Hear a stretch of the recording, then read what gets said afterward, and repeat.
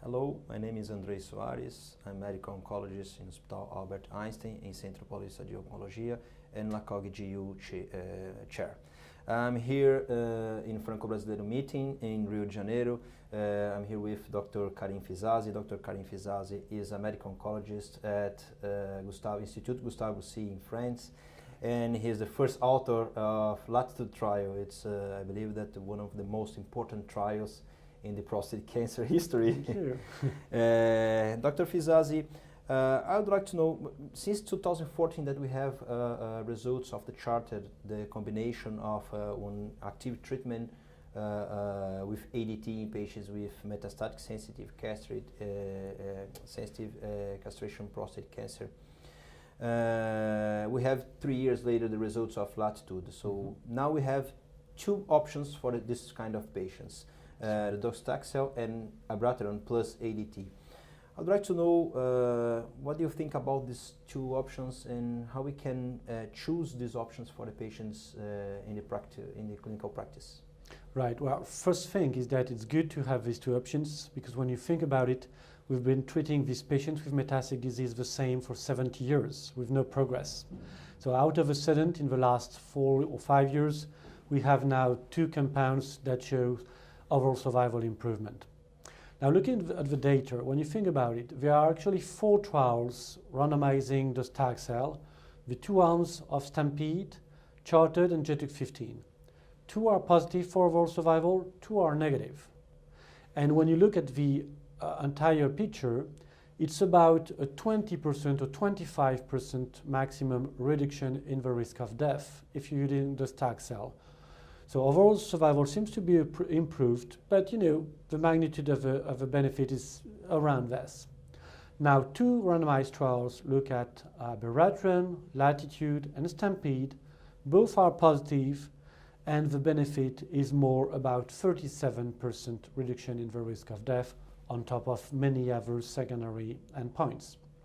So for efficacy, it might be that abiraterone is slightly better. Now, there are indirect comparison and direct comparison between the two agents. Again, it seems that abiraterone might be better in terms of efficacy, including for overall survival. Of course, more time is perhaps needed. We have some difference in the population and in Stampede between the arms. We have more M0 disease in the arm G, that is the patients who receive abiraterone. So if we are talking about the Charted and the Latitude, the risk classification are a little bit different. We believe that this difference of hazard ratio of death is different because this classification, because when you get only the high volume disease, it's approximately 30%, it's almost the same. Right, so, well, first you can really be critical with the definition of high volume versus low volume, because patients with a big bone lesion, that counts for 1, as opposed to just 1 lesion on a rib, for example. So we need to be very cautious in that. It's really far from being perfect. The good thing with the Latitude definition of high risk is that it's taking into consideration visceral disease, the number of bone mets, and the Gleason score. So 3 potential criteria. And actually, you have to have 2 criteria to be in the Latitude phase 3 trial. So you're really looking at bad cancers. So I think it's fair to say that Latitude demonstrates that at least for patients with terrible cancers, abiraterone works. And the benefit is quite tremendous. It's really big. Now, for patients with less aggressive cancers, actually with docetaxel, we don't really know, because as you said, in Charted, very rare. So we don't really know whether what they call low volume benefit or not from docetaxel. And in Stampede, we don't have this difference, so we don't really know whether the patients who receive docetaxel with low volume in Stampede benefited, yes or no. One of the good things is that in 1 month from now at ESMO, very likely we will clarify the situation as to whether the benefit of abiraterone is also for patients with low volume disease or just restricted to the high-risk patients that we treated in Latitude. So in just 1 month, we will know.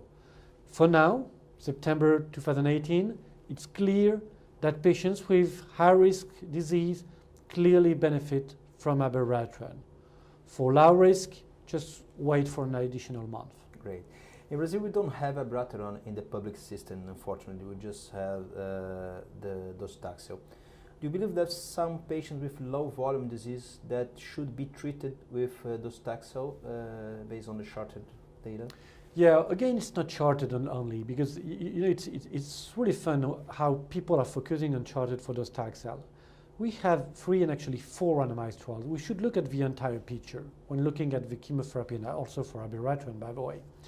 So, again, charted, mostly high volume, benefit in the entire trial, benefit for high volume, no apparent benefit for low volume, but the number is really minimal. JTUC 15, same trend as for charted for high volume, same trend for us for charted for low volume. So, but low numbers.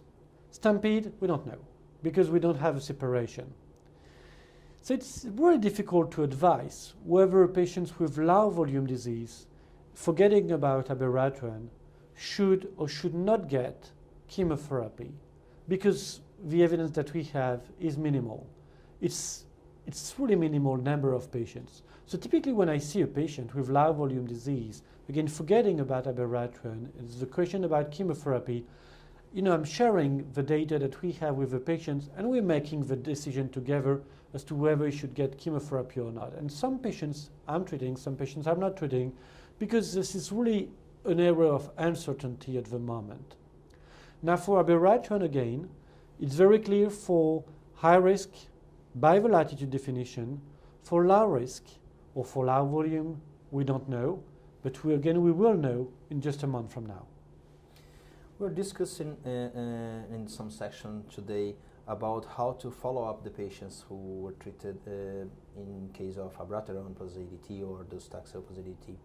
Can you say me again, how do you do this? Because some patients could progress without PSA progression, so only clinical or only radiological progression. Right. How do you manage the follow-up of this kind of patient? Right. Actually, in my experience, most patients progress first by PSA, but it really depends how often you're measuring it.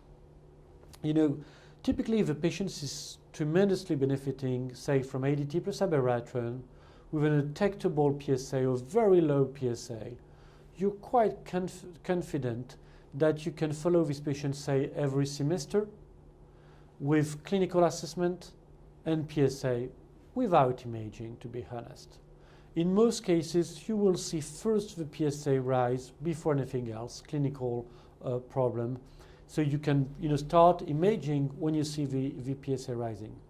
Now, second scenario, PSA is not dropping very well. You start with like 300, and the nadir seems to be 50, for example. Then I would not wait for 6 months before monitoring my patient. I would probably see him every 2 months or so, and I will start imaging, because indeed you might otherwise see some symptoms occurring before your PSA rise. So it really depends, how much is the response. Right. Which data do we have for the patients who progress on this treatment? Right. So for patients who received ADT plus docetaxel, the data that we have indicate that rechallenging docetaxel can be done, but it's probably not effective as you would expect it in a patient who is starting docetaxel for the first time for CRPC. So we're not doing it a lot, the docetaxel rechallenge. Now the data with abiraterone or enzalutamide for these men who are developing CRPC after they had received ADT plus docetaxel supports efficacy, although the amount of data we have is minimal at the moment, so we need to be cautious. But it seems to be okay. So typically, if I've been treating my patient with ADT docetaxel and is now progressing, I'm typically using abiraterone or enzalutamide. Now for patients who have received ADT abiraterone up front, who are now progressing, we don't know. We need to collect the data from Latitude and Stampede and try to know whether using the Taxol chemotherapy, for example, is active or not. It's probably quite likely that it's active to use the Taxol as salvage treatment, but we need to be cautious. We don't know. You believe that patients who use abiraterone for a long time, we could pressure the microenvironment and the tumor for a more aggressive disease in earlier scenario, because we are using abiraterone for a long time? It's more mutated tumors or more aggressive phenotype tumors. Do you believe that maybe using Latuda as sensitive patients? But you know, to be honest, that was also true with ADT Taxol. Many of us who saw these patients, when they progressed, reports that in some men at least, it's really aggressive cancers. After ADT Taxol or after, as you said, ADT abiraterone, you see some bad cancer occurring. It's very true. And it could actually explain why we saw this benefit of using these drugs earlier. It means that if you wait, your patients develop bad cancers, so you just cannot treat. And probably it explains part of the OS benefit from Latitude or in Charted as well. So it remains to be demonstrate how best to treat them when they develop CRPC, knowing that some patients will develop really bad cancers, hard to treat. Some of them hopefully will develop not so hard to treat cancers. So we need more data. Pointing the M0 patients, to finish our discussion here, pointing the M0 patients, we have the data from RTRG 0521 in high risk M0 patients, and we have data from Stampede in this kind of patient. Do you believe that we have some patient that could benefit with Docetaxel or even abiraterone in M0 population? And we have data from Dr. Nikki James showing that patients that receive Docetaxel in M0 situation spend more time in a sensitive situation. So do you believe that we have space for treatment M0 patients? Yeah, that's really open question. So at this time, regarding the Docetaxel question in localized disease, what we call M0 is high-risk localized disease, if you will, so high glycemic score or T3 disease, high PSA, something like that. So we have 3 large phase 3 trials and 3 actually smaller phase 3 trials. So 6 trials in total. The 3 bigs are Stampede, the RTOG trial, and JTUC12. They're all supporting better outcome with Docetaxel in terms of relapse-free survival. Overall survival is not major in none of these trials. At ESMO in a month from now, we will update JTUC12, which has the longest follow-up that I know, more than 12 years now. So we will start looking at clinical relapses, symptoms, metastasis, or death, not anymore PSA, because in Stampede, again in JTUC12 and in RTOG, PSA was looked at as the first trigger for relapse. And again, it's improved, but it's PSA only. So we need more follow-up, and we will know in JTUC12 whether also you're postponing metastasis, postponing symptoms, postponing death. Depending on that, we will decide whether the Docetaxel should be integrated in the armamentarium of patients with localized disease. With abiraterone, the only trial that we have is Stampede. And what they reported so far is a big difference in relapse-free survival, which is really promising. And actually with just 2 years of abiraterone. But here again, we don't have metastasis-free survival, we don't have clinical relapse-free survival, we don't have overall survival. So we need to be patient and look at longer follow-up before we integrate these agents in localized disease. So we're very anxious for these results at ESMO this year. Eh? Yeah, I think ESMO will be interesting. We'll have Stampede data for local treatments in metastatic disease.